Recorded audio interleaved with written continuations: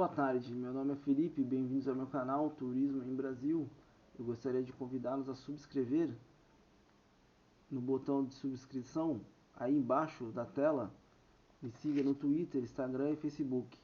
Não esqueça, ative as notificações também no sininho aí embaixo da sua tela. Deixe o seu like, compartilhe esse vídeo com seus amigos. Muito obrigado. Fique à vontade de deixar um comentário, faça sua pergunta. Vamos começar. Por volta do fim da terceira semana, ocorre um rompimento, o que o instrutor de exercício denomina os 5%.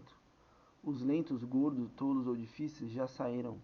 Os recrutas restantes saíram do seu vácuo de primeira semana com desejo apaixonante.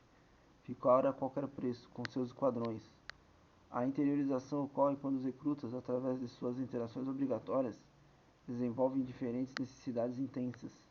O temor ao instrutor de exercício substituído pelo respeito, e no fim do período do exercício, a necessidade de sobrevivência se transforma em realização. Aprendi que tinha mais garra do que imaginava. Este é um comentário típico. Como o grupo tende a ficar junto durante todo o programa, serve como reforçador positivo, que pode ajudar a recongelar novo comportamento. Tratamento de conflito intergrupal. Na realidade, uma organização total é um compósito de suas várias unidades de trabalho ou grupos.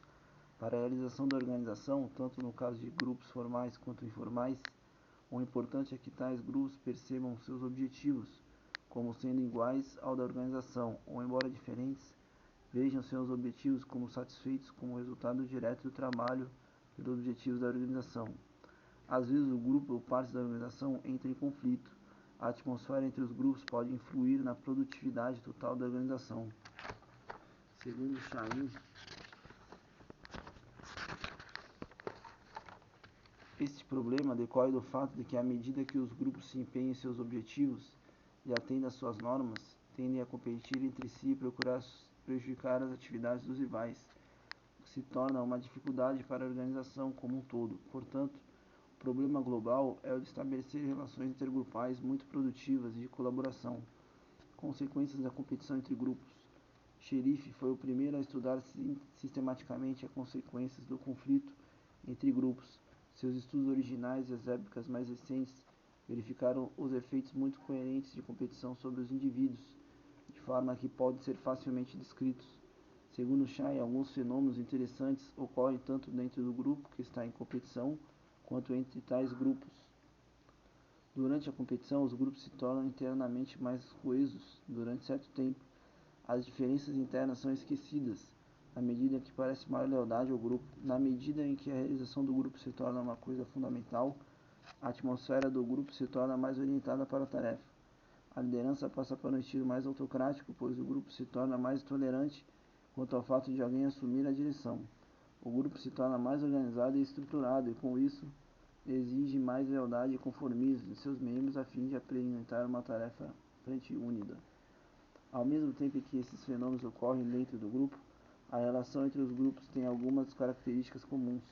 Cada grupo passa a ver o outro como um inimigo e deforma as percepções da realidade. Reconhecendo apenas os seus pontos fortes e a fraqueza do outro grupo, aumenta a hostilidade com relação a outro grupo, ao mesmo tempo que se reduz a comunicação.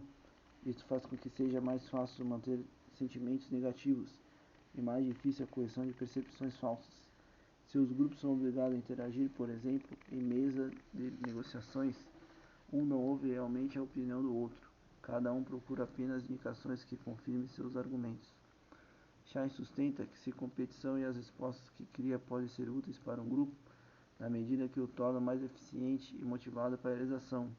Os mesmos fatores que melhoram a eficiência intragrupal podem ter consequências negativas para a eficiência intergrupal. A disputa entre sindicatos e firmas são exemplos disso, pois quanto mais esses grupos se percebem como competitivos, mais difícil será resolver suas diferenças.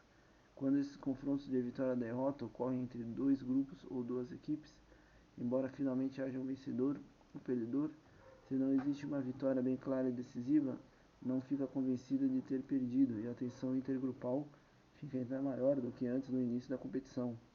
Se a vitória é clara, o vencedor frequentemente perde sua superioridade torna-se complacente e fica menos interessado pela realização do objetivo. Neste caso, o perdedor frequentemente cria conflito interno, ao mesmo tempo que se tenta descobrir a causa da derrota ou alguém que possa ser condenado. No entanto, se ocorrer reavaliação, o grupo pode reorganizar-se e tornar-se mais coeso e mais eficiente. Quando as consequências negativas de conflito intergrupal superam as vantagens, a administração procura meios para reduzir a tensão entre os grupos. Segundo a sugestão de Shahin, a estratégia básica para a redução de conflito é, portanto, encontrar objetivos para os quais os grupos possam concordar e restabelecer comunicação válida entre eles. Afirma que essa estratégia pode ser aperfeiçoada por qualquer combinação das seguintes alternativas: localização de um inimigo comum, invenção de uma estratégia de negociação que coloque em interação subgrupos dos grupos de conflitos, localização de um objetivo superior. A prevenção e conflito intergrupal. Como uma vez criado o conflito intergrupal, é difícil reduzi-lo. Pode ser desejável impedir o seu aparecimento. Isso pode ser feito de várias formas. Em primeiro lugar, a administração deve acentuar as contribuições para objetivos totais e não a realização de objetivos de subgrupos. Em segundo lugar, deve-se tentar aumentar a frequência de comunicação e interação entre os grupos, bem como criar um sistema de prêmios para os grupos que se ajudam mutuamente.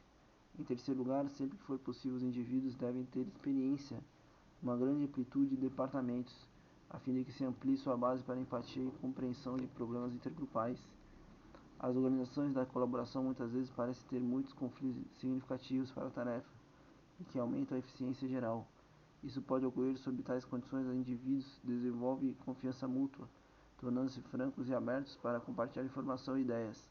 Nas situações competitivas características dos confrontos de vitória e derrota, as observações podem sugerir níveis interiores de conflito aberto, pois a interação total é significativamente menor e cada grupo procura esconder seus recursos e suas informações de outros grupos, o que reduz o potencial para a eficiência global da organização. Impacto da mudança no sistema total. Robert Guest acentua a importância da combinação de elementos sociais e técnicos num conceito unificado de sistemas sociais. Vamos parar por aqui, depois continuaremos na próxima leitura. Tenha excelente semana.